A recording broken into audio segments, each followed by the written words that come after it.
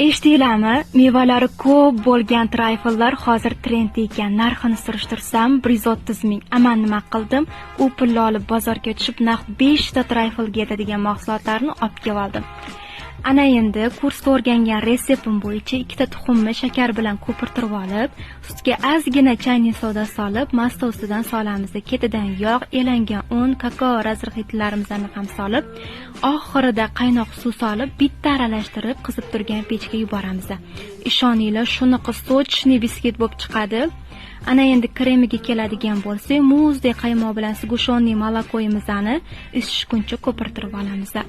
Pishib chiqqan biskvitlarimizni urvoq qilib olib, xuddi videoda ko'rsatilgandek hammasini yig'amiz. Qaymoq bilan plitka shokoladimizni mikrovolnovkada eritib olib, ustidan quyamiz.